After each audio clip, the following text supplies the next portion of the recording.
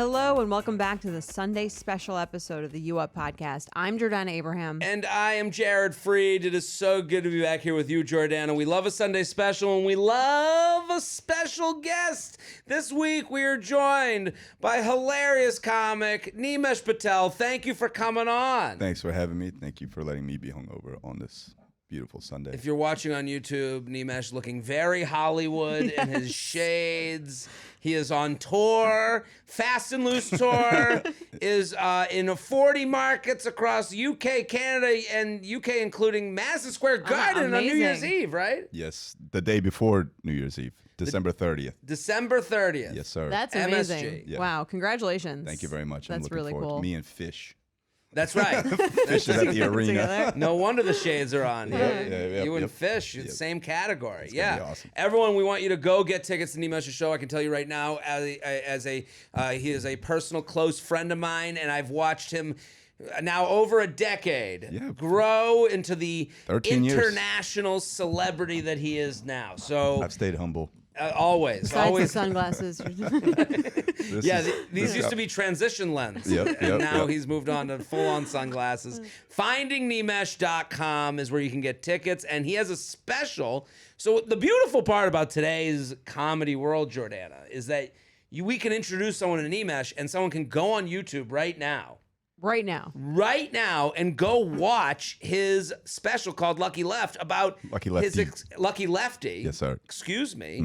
His experience with testicular cancer. True story. Since we're talking about truth. Yeah, we gotta be careful. An Indian with a story. Gotta make all sure true. it's true. You had. Well, listen to me. It's funny because one night I see Nimesh. I go, "How you been?" He goes, "I just had cancer." Oh, wow. He talked about it like he had the cold. Yeah, I mean, but that's how it felt. Well, how long did you have it? Literally 3 days that I was aware of having had it. That's it. Thursday night, balls hurt. Tuesday, surgery. Wow. Cancer lightning round. Yeah, it was Okay. Amazon Prime. You know what I Wow. mean? Like, it was so fast, and it was because I had very good insurance since I wasn't afraid to go to the ER. And I was Okay. just like, yeah, let me figure out what this is. This doesn't feel right. And then the next day, the doctor, like, NYU wanted me to like wait 2 months to like follow up and see if it had grown or anything like that. But my doctor, luckily my cousins hooked me up with a doctor who was like, no, get blood work done immediately. Sunday morning, I get the call that it's cancer. Then Tuesday, we get surgery and it's out. Wow. It was fucking crazy. I didn't know comedians had health insurance. Hey, this is news to me. I'm sitting here, going to an alley to get taken care By of. insurance, I just mean my cousins. Okay. Yeah. Your doctor cousins. Yeah, makes sense. But the special's fantastic. It's all about the experience with Yeah. having testicular cancer and going again with how quick it was. That is part of the story too. Yes, I think that's the most amazing part to me because and it feels very karmic because my first special, Thank You China, I was just shitting on the healthcare system. And then immediately after it's done recording and out, boom, I have to go right back into the healthcare system. And it's just like the fastest experience you could possibly have. Everyone complains, I had to wait, the doctor's doing this, that. No problems whatsoever. That's There amazing. it is. Look, they should America. have you on the commercials, like on the insurance commercials. Yeah. You could be a spokesperson for like Aetna. Yes. Right. Blue Cross Blue Shield till I die. So now you're on the road. What are you talking about now? I've been praying for some other kind of injury or disease. No, I've really had to just mine personal stories and see. Like, I don't know how it is for you as a comic, but I think for me, I'm always kind of challenging myself to find a new way to do stand up. Right, you're looking for the next angle. Yeah, not even just like not even the angle or thing to talk about, but like technique and and style of it all. I listen. I'm on the road doing a whole hour where it's one story. Yeah, that's what I've never done that before. It's and so hard. Yeah, and it's hard to do. Well, you gotta.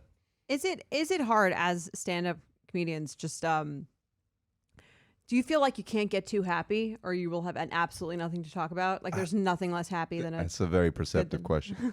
I think there's more fun in finding like the joy in the stories that I've experienced as opposed to like trying to be angry about something. Okay. Does that make sense? Yeah, I think so. Like, I think the happier I've been, the more joy has come out of the stand-up that I've done. Whereas, like, if I look back at the stand-up that I've done when I was in a state of mind of like anger or sadness or something, that's very reflected in the stand-up. Now I'm very like content with life, I think, and like feel like I'm in an upward swing. So my comedy's reflecting that. I'm just sillier, more joyful. And I guess more, you probably find that you're relating more to the crowd. Most people are somewhere in the middle Right. between life is good, I wish it was better, Yes. but this kind of annoyed me today. Yeah. I don't think people who are angry or very upset with things go to comedy shows voluntarily. They're usually like dragged there by some cousin or friend. It's like, hey, come, you need this shit more than we do. Now, as people might know you from TikTok, TikTok blew up there. Yes. What's the difference? Can you feel the difference between like a TikTok person at a show and a not TikTok person? And a real fan. And real people. Well, that's the thing. I think that TikTok has, for all the bullshit that it's done, like eroding people's minds.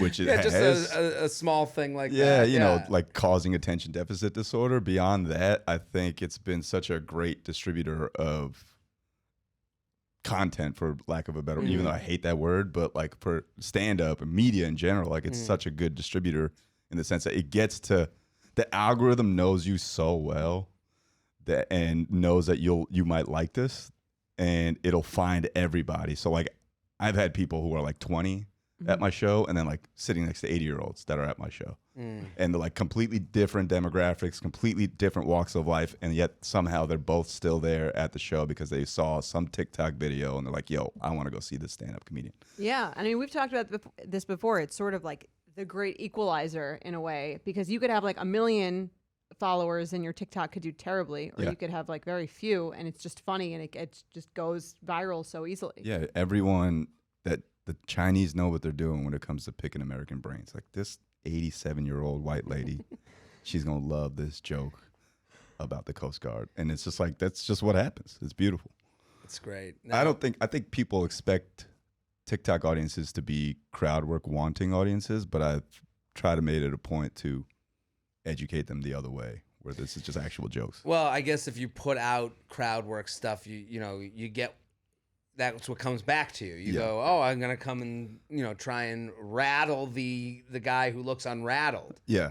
But no, I think a lot of times when they, most of the times when they see a stand-up comedian, they go, most people come to the show going, I'll get a little taste of everything. I'll get the crowd work. I'll get a little bit of the, get the jokes, get the material. I think a lot of times when someone finds you online, they're surprised when you are like an actual comedian. 100%. Like, I'm sure they come to shows and they're like, I mean, I've had people say this and they don't mean it as a dig, but they're obviously digging someone, but they go, you're like the guy from Instagram. Like they think that you're Well, there's so nothing. many people who that is all they do. Right. So I think that it makes sense, I guess. Yeah. And when they leave, and it's a nice compliment, but you're like, you hope that means that they're like there for a while.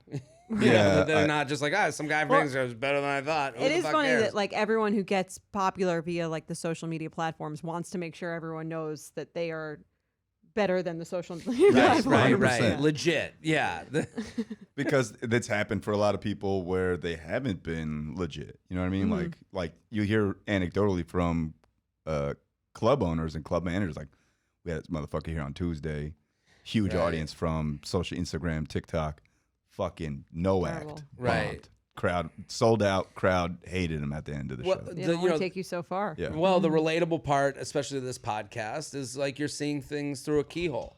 You see the glamorous part of life. You see the 30 seconds from the show that were the best. You didn't see the other hour. Right. You didn't see, the dating that led up to the relationship picture. Right. You didn't see the, what are we? Well, I don't know. I got to think about it. Well, it's like going out with someone you've only seen their Instagram pictures. Right. You don't know. It looks a lot more polished when they've taken 75 takes. Yeah, and, I'm trying not edited catch. it. I'm not trying to catfish like 75 to 100 people every club night. You know what I mean? That's what I don't want them walking away like, motherfucker, I thought we were gonna get just crowd work jokes the entire time. I think like that. Just like Undersell, easy. over deliver. Yeah, there it is. Right? We want to play a game with you. everyone go follow Nimesh at Finding Nimesh, findingnimesh.com for all the tour tickets, Fast and Loose tour. It's going all over the country, all over the world. So, and you're going to love Nimesh. We're going to play a game first, and then we're going to do some lightning round questions. Yes. Okay? And the game that we've been playing is called Petty or Prudent. Okay. Okay, so to explain the concept, it's basically like these are people write in with their scenarios after a breakup. And we have to decide if the action that they did after the breakup was petty or prudent. It needed to be done. Got it. Okay. I like this game. You want me to read it? Yeah, I'm ready. Okay. Prudent. I haven't heard that word in a while. So. It's a little bit of a... We're bringing it very- back. We're bringing it back. We're bringing it back. 1920s Prudent. word, yeah. Petty or prudent? a fun petty or prudent scenario that I couldn't pass up. My boyfriend and I have been together for 4 months. After our second date, he decided to end things with this other girl he had gone to 4 to 5 dates with via text, partially because of me and partially because she was a lot. He sounds like this woman's a lot.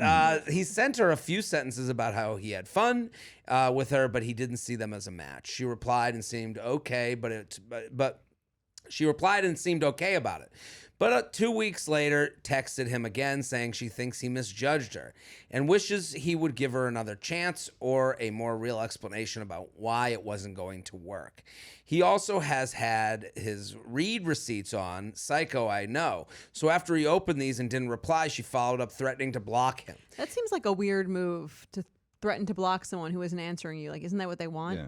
Right. I guess it's like, if you've seen this is your last chance, Okay. right? I guess. Yes, yeah. That's the only way I can look at it, like where it's somewhat sane, where you're like, I saw that they read it. Right. Maybe they forgot about me. Because if someone messaged me a few times and they were like, if you don't answer again, I'm going to block you, I'd be like, that seems Excellent. like Go ahead and exactly do that. what I was hoping for. Maybe you've already been blocked, Yeah. you know? He again didn't reply. Fast forward 3 months, and he and I are at a wedding together, and his birthday is this weekend. Her birthday apparently is the same day, and she texted him again. So I took his phone and replied on our behalf. So I'll be him, or I'll we're be both him her. as her. Yeah, right. Yeah. Okay. So she says, So she says, "Happy birthday!" Or this is you. You'll see be. it. yeah, You're I'll be the. her. Happy birthday, twin. Have the best birthday weekend. So this is from the girl, but from him. Hi, this is Frank's girlfriend. We will thank you. We will. Thank you. We will. Oh. They're not going to thank her. There was no punctuation in my defense. There was some punctuation. Hi, this is Frank's girlfriends. We will thank you. And then she sends a picture. She sends a picture of them two together with like kind of looking like they're on the dance floor at a wedding. She says, oh my God, amazing. So cute. My boyfriend says happy birthday too. Nice. I think the sender won. Yeah. Sorry, lady that wrote in petty or this is that she won with that fucking. I mean, so am I petty or prudent? Is she petty or prudent? More importantly, do we think she really has a boyfriend? What do we think? This is a fun turn on the petty or prudent game. I think this is a very unwise decision. I don't think it's petty. I think it's not good enough to be petty. What do you mean?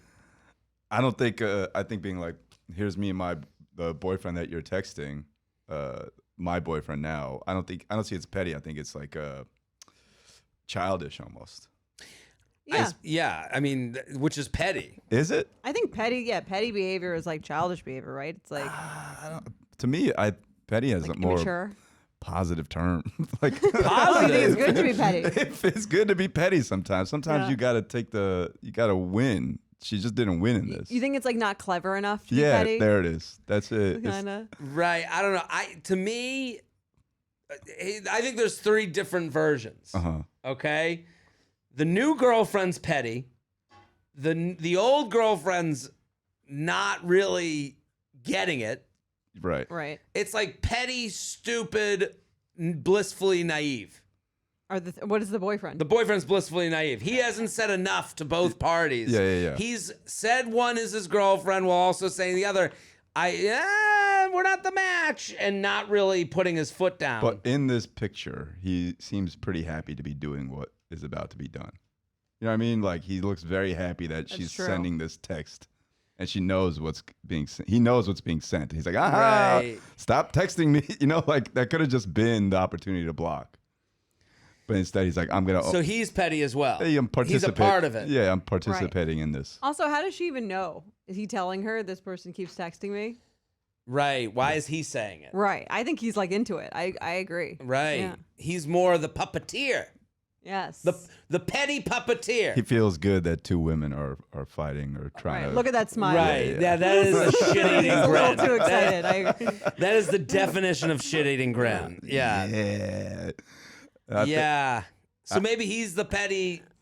He's like, he blissfully. I don't even think he's naive. I think he's into it. Yeah, fully cognizant of what's right. going on. Right. But I just don't think he was strong enough with. Again, if someone keeps texting you, I'm gonna block you. Hey, like, there's a point where you have to like, if you don't, you have to kind of like a little bit of empathy towards the weakest member of this trio. Right. The person that's into him. Right. For her to like, and then for her to be like, whoa, me and my boyfriend wish you the best. Like, I feel bad for her. Yes. You know, like I don't agree. think she's clearly insecure about the relationship to some extent, that she feels like she needs. It's not even like she's like, can you tell her you have a girlfriend? It's inappropriate. Right. She took the phone. She like took matters into her own. I think it's a little embarrassing for her. Right. But I'm saying I feel bad for the girl that he went on 4 to 5 dates with. Like, I think she's in the dark of like what this. Yes. Of like how serious this other girl thinks she is. Right. Yeah, that's true. You know, like she's like, she's sending a text, hey, happy birthday, twin. It's a little bit of a check-in. It's a little bit of like, maybe things have changed. I just begged you to reevaluate whether we're a romantic match. Yeah, 3 months ago, 3 months go by. You think of things in this like golden hue of what was so good. So she's like going through it a little bit. And then this girl who's in her, I got a boyfriend perch. Yeah. Right? Now I feel bad for her. He's got to have some magic dick, this dude. 4 to 5 dates. Right. And she's in love with him. And now... Please reevaluate our relationship. What relationship? You went on 5 dates? Right. Also, and this other woman is like, I got the Frank. Yeah. he does look like a Frank in the picture. He is such a Frank, yeah. Frank. This guy's franking all around town. And no, I don't think she actually has a boyfriend. No. The other girl. She is sitting alone in the dark. Right. Her boyfriend is Haagen-Dazs. Yikes. She's got a camera, a cake just sitting in the dark. Right. One candle lit. Oh my God. Me and my boyfriend wish you happy birthday. Right. Too. I'm team other woman. I'm team Call loser. her up. Yeah. Call her up. Where's Right. she at? 4 or 5 dates, please. Right. She's going through it. Yeah. And it's like, so the petty one is this girl who doesn't want to like actually have a conversation with her boyfriend about, hey, can you put up some actual, stakes to texting you back instead of we're not the match. Like, hey, I have moved on with someone else. Right. Yeah. And he's making it weird. Right. Yeah, he just needs to block, bro. Yeah. I would be flattered if I were the girl who was texting them, because like clearly they're fighting about her. Right. Yeah. Right. You're more of a problem. Like, she dodged a bullet, actually. I agree. Right. This guy's still on the dating apps with a girlfriend. Smiling. Rude. Frank's dipping his dick all around town. Let's do a lightning round. I feel Let's like I do know it. this lady. Okay, so Nimesh, we wanted to get your Ooh. expert opinion in interracial relationships. Excellent. Yes. But can you give us a little background on your interracial relationship? Yes, I'm Indian. My wife is white. Okay. And Jewish, which I apparently have to make clear. She's Jewish. And You do? Yeah. Apparently, like white people, Jewish people need to establish that they're Jewish and not white sometimes. Okay. I think yeah. of My myself experience. as white. I would think of myself as white. You are, for sure. Okay. I'm walking down the street like, oh yeah, that's a white person. Are we white? We've been doing this podcast We've 6 cleared years. this- Are we've- we white? We've cleared this up finally. Nimesh, we brought you in to decide Yes, whether to we're tell white or us. not. Yes, No, yes. I don't No, know. we don't. Sometimes, I get it as far as a dating scenario is concerned because, Jewish people. You're a minority. I No, they're guess of a minority. certain kind, Yes. religious minority, but also Jewish people in dating. This comes up. Yes. As far as like, I want to marry Jewish, Right. it is a thing. So that is something, especially for the dating world is Right. concerned. Yeah, it's something to acknowledge. It wasn't impactful in our relationship, but I felt like I needed to make it clear that she was Jewish as well. Well, I mean, We'll take her. was I've that something had that ever came Passover- up? I've had to do Passover every year. Had to. Yeah. Oh yeah. That's I don't know. That didn't sound And very positive. what is your religion? Hindu. Okay. I'm Hindu as fuck. And you didn't convert or No, anything? there's no Okay. to what Judaism. Yeah. No, I would never do that. Would she come to I would get my Hinduism? dick cut off. That's part of it, right? Well, now we know a little bit more about you. Right. Uncircumcised. No. Circumcised for sure. Okay. Oh, Yeah. well, Oh, yeah. then that would be covered already. Yeah, I'm just, Right. I'm just fucking. Oh. around. Well, he's exactly. Yes, I'm dickless. It's part of the conversion Part of process. the- bro. yeah. Okay, so you get together when you first meet Amy, who Yes. I know very well. Yeah. Is there a discussion like hey, I'm Hindu. When does that come up in the dating interracial? I don't think if it were going to be an issue, I would never have pursued her because I knew going in that my parents would not care who I dated or who I ended up with. Well, I guess this is a good question. It's the Nor would last I. one here, but I do want to bring it up because you do have a viral TikTok Uh-huh. where you went on a date where you get asked about dating Indian women. Yes. Because this one says, how do you deal with the mental battle of straying away from what you were raised by and around? Uh-huh. You know the TikTok I'm talking about? Yeah, it's like my most viral clip somehow. I don't know. why. Well, I guess it must speak to the audience. Yeah. Explain it for the people listening. The clip is the fact of the matter is when I was just dating around, I would go on dates with whoever, and I remember specifically going on a date with the Indian chick who was a doctor, and like this is when I just started comedy, so even internally I felt like I could not. We weren't on the same wavelength in terms of like my potential for success or anything like that, and what she wanted to do with her life, Right. and so that definitely was hampering my ego. Like I had to make sure that like I could still be positive and like happy around this person. And the joke is like we went to dinner and then she paid for it because Indian women don't really mess with aspirational guys, right? They usually want someone in their tax bracket, like someone who's also on the same path kind of thing.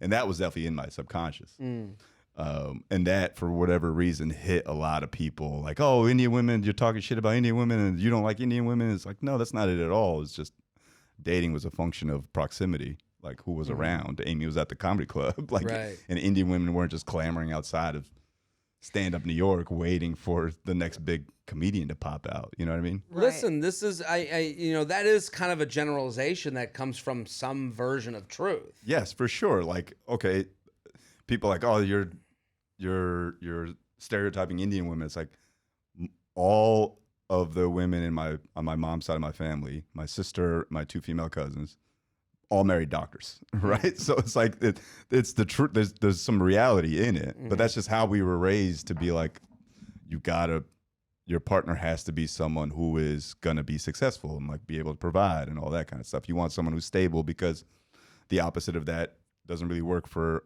a lot of relationships where someone's unstable or doesn't know what they're doing with their lives. So was part of it you not wanting to be with someone who wanted you to be that way? No, not at all. I think I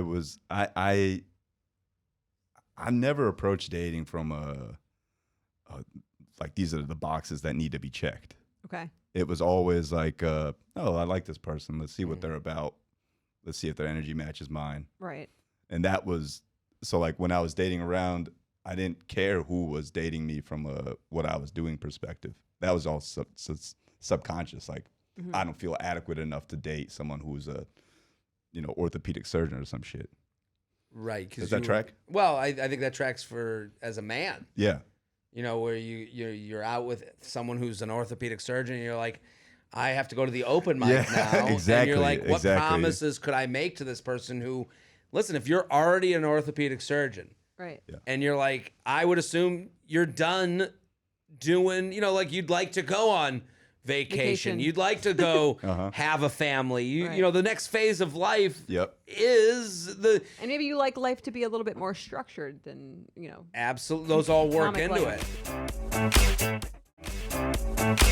Do you feel like they're because you maybe come from different backgrounds? Do you feel like, and this is a listener question, do you feel like they don't understand your like lived childhood experiences, or it's just not that important? It's always like a learning process when we have to do something that I used to do in childhood, like a Hindu holiday. I'll explain. Like Raksha Bandhan is a holiday that celebrates the bond between brother and sister. And it happens every year, usually at the end of August or the beginning of September.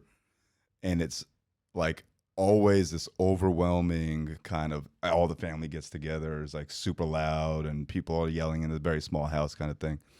And that's something that dates back to childhood that I would have to do every year. And I remember like the first or second time that like when Amy could actually come to one of these events, when it was like, okay, she's going to be in the family kind of thing.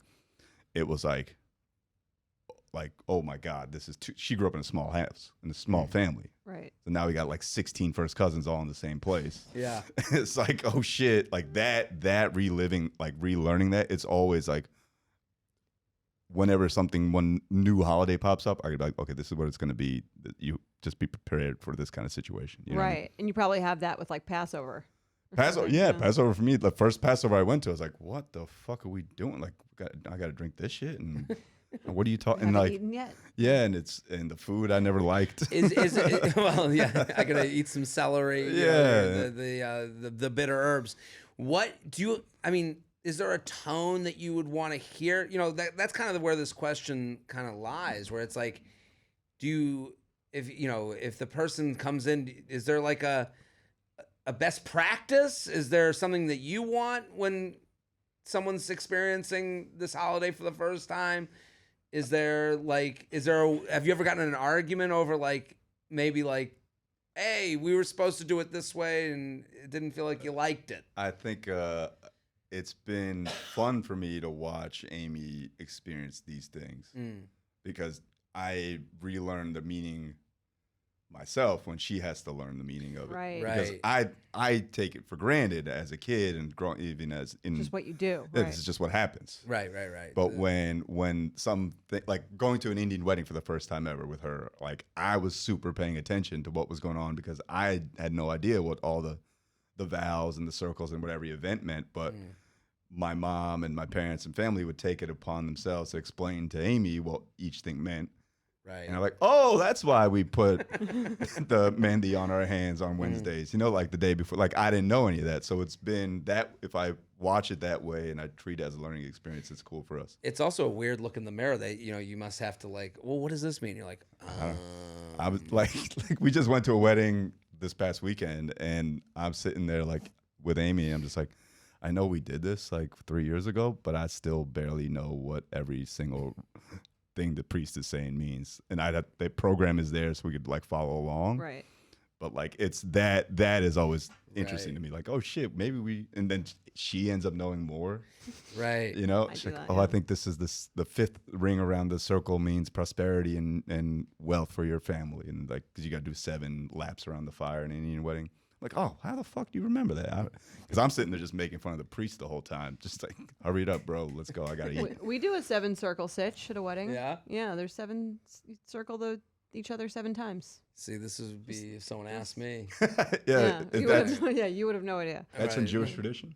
Yeah. That's crazy. Circle each other. Yeah, Look at that. So similar. There we go. And did your wife's family have any issue with you not being Jewish? No. I mean, her mom is Jewish and her dad is not. So okay. I think they're not super beyond. Her grandparents are like, they're the ones that make us do Passover and all that. But they had no issue with it. I think in that sense, they're not as religious as someone who would have been like, nah, you can't get together kind of thing. Someone with the mohel drinking the blood, right? Yeah. Yes.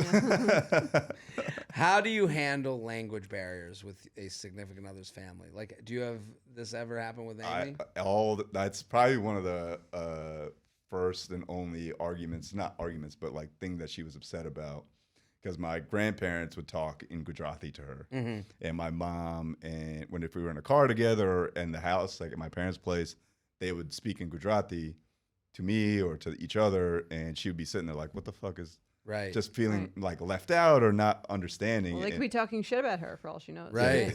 Yeah, for sure. That never happened, but it would be like, we'd be sitting there, and initially had no idea that it would even be a thing. Like I'm so into my own head that I'm not really thinking, hey, this Gujarati my parents are talking about for dinner or whatever the hell it is, or talking about their day. She's just sitting here like hearing noise, you know what I mean? And so I had to like, oh, this is what they're saying. Let me translate it. How do you like, I guess the question becomes, but I guess like from her side of things, even like to the smallest extent, I would be worried that like, okay, I guess I'm going to zone out. I'll be on my phone while you guys like have a family moment. Yeah. Like, Right. you could just miss out on like these little, the relationship intricacies. How do you tell your parents, or did you ever say like, hey, cut it out? No, I never said cut it out. I would be like, hey, can you guys, my dad usually just speaks English unless he's talking to my mom, in which case he'll speak Gujarati. But my mom will speak Gujarati and English like in and out to me and whoever. But if she's talking to Amy, she'll start in Gujarati and be like, catch herself, and then translate in English or something like that. And if my grandma's talking to Amy, then my mom's there translating or I'm there translating. But also my grandparents don't really, my grandma doesn't say much. Just like, I'm so happy to see you. I love you. That kind of shit. So. But yeah, it's, for me, I'm just trying to, anytime anything like that happens, I see it as a learning opportunity, because a lot of times I don't know what the fuck is going on. And I get like, oh, this is what's happening, Amy. This is why we're doing this, or this is what this means. And she always have a good attitude about it all? Yeah, I mean, initially it was like, you need to be better at translating, because I don't know what the fuck is being said in this car right now. Right. Does she translate the Seder for you? No, Grandpa does all that. Okay. Yeah. Yeah. It's actually pretty cool. It's been that way for me. Luckily, they don't speak Hebrew at me all the time. But so how do you get a white partner to care more about social issues when they're not very political? Has that ever come up? Interesting question. Are there things that you're like in the know about that like Amy has no idea about, that you're like, I need you to understand it? Does it bother you when she doesn't know it? I'm so blissfully ignorant about social issues at the moment. That's the best way to get through that issue. Right. For neither of you to care. Right. Like, I don't know what. Find someone who doesn't care as much as you. Yeah. I barely know what's going on in the world, and we're on the right side of history when it comes to most things. So I'm fairly confident that there's not. All social issues to me are very black and white a lot of times, where it's like, it's hard to take the wrong side of history approach to any of it. So for myself and for Amy, it's just like, yeah, okay, this is fine, or we take umbrage with that, or this is wrong. It's got to be tough to like, I just the way this question is kind of put out there. Right. You go, how do you get someone to care about something that they didn't, just like this, like I'm not gonna like, I don't even know what social issue I could like pitch to you. Right. Well, I think of like, I assume if someone cares deeply about a social issue, it means it affects them or affected them deeply in some way. So it's kind of like, if you don't care about this, do you care about, like, do you get me? Right. I think to a certain extent.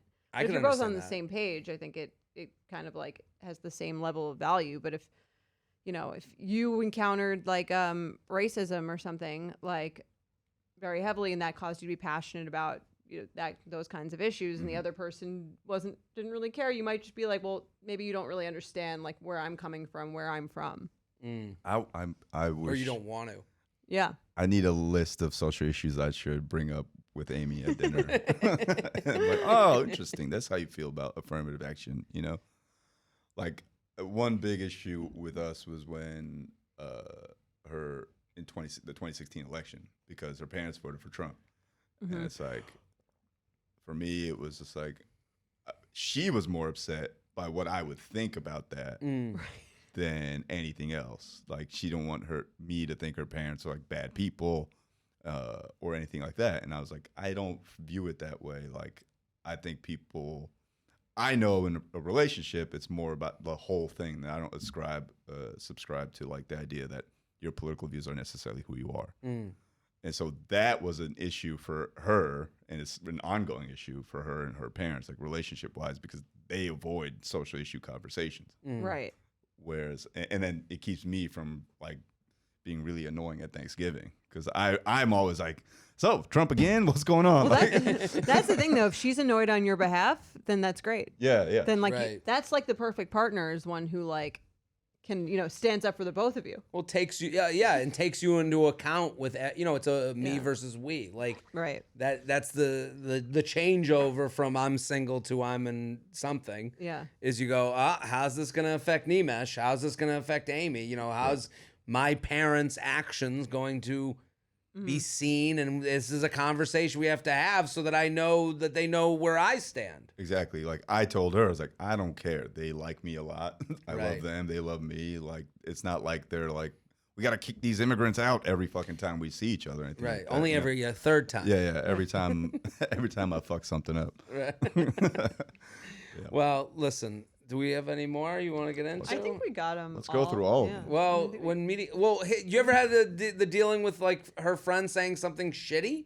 or parents. Because this anyone? is when Yeah. meeting each other's family and friends. that Have you one. had any experience with inappropriate commentary and how to address? Oh man, even this. Okay, so this is tangential, but it's inspired by this question. So this past weekend, I went to a wedding, and there was an acquaintance, family acquaintance, who I hadn't seen in like maybe 15 years. Your family or her family? Your family. My family's wedding. Yeah. And this was like a family acquaintance, and mine like the mid-20s. That's how old this person is. And I go to the bar. I'm sweating even more than I am now. I'm off the dance floor. I'm drunk as shit. I'm a little high. I'm fucking having a good time.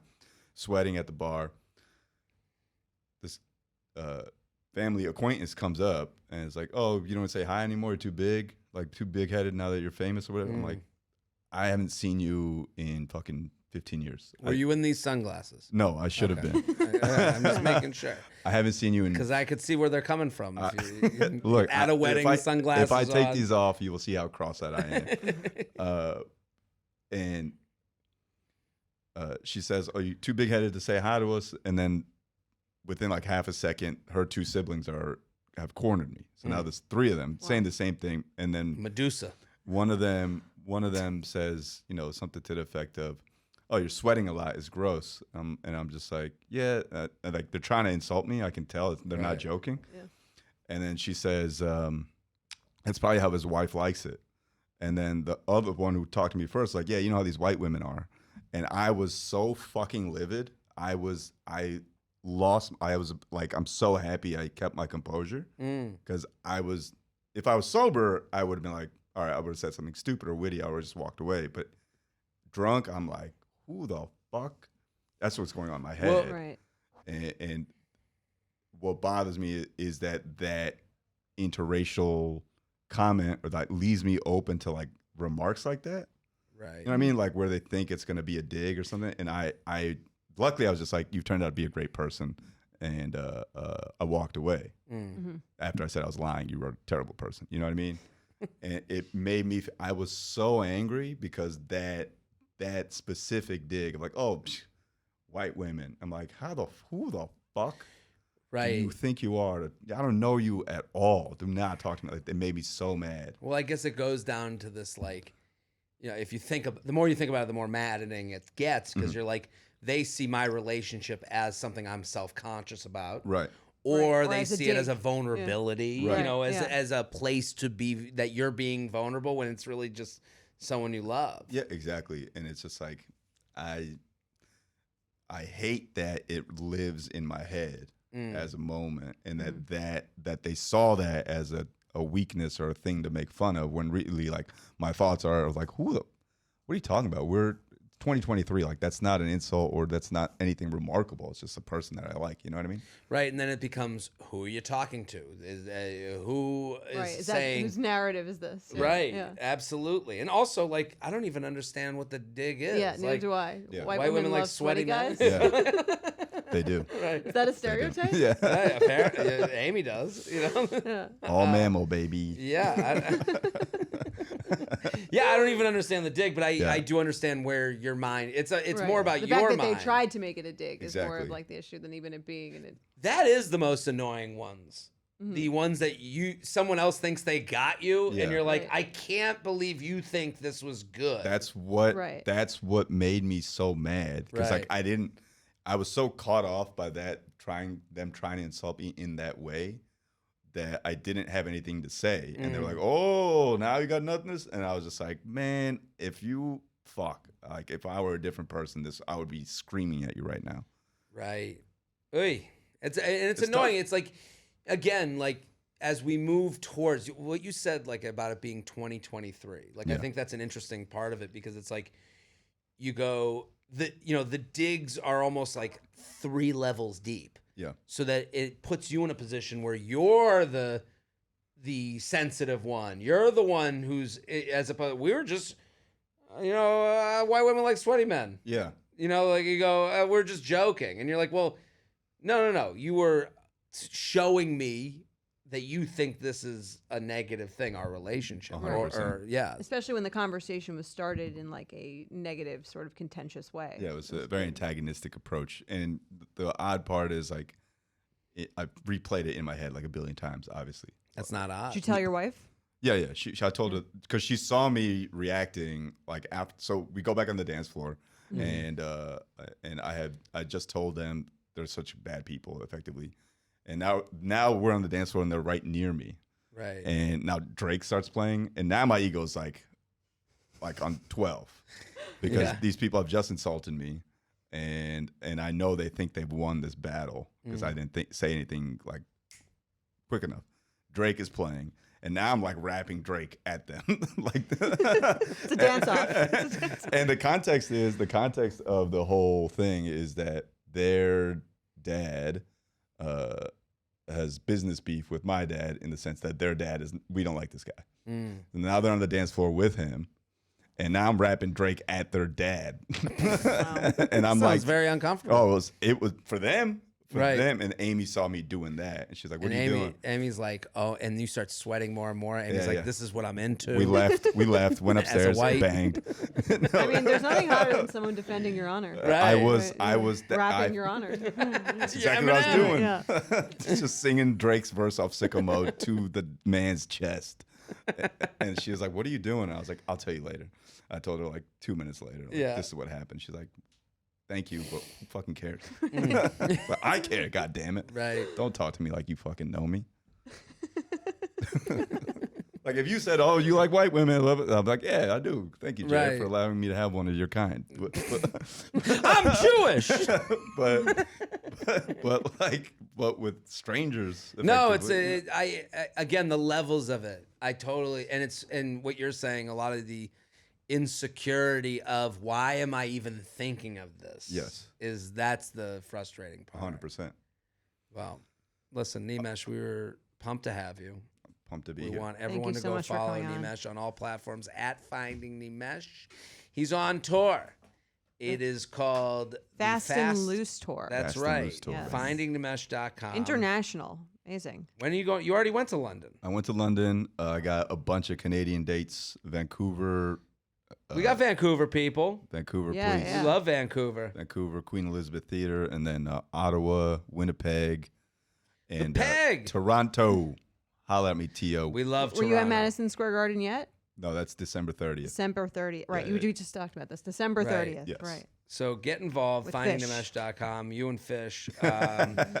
And Lucky Lefty. It's on YouTube right now. You can go watch it. You can go enjoy it. Love it. It's a great special. I've watched it. Thank you. Fantastic. And, I think we solved interracial dating forever. We did. Look at that. I'm so proud of us. When things go awry, rap Drake at all the haters. That's right.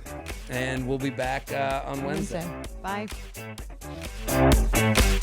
The You Up podcast is produced by Jorge Morales-Pico, Sean Kilby, and Candice Maniga. Editing by Jorge Morales-Pico and Shannon Sassone. Social media by Candice Maniga. Guest booking by Ali Friedlander. Be sure to follow at u.up.podcast on Instagram and send us your emails to uup@betches.com.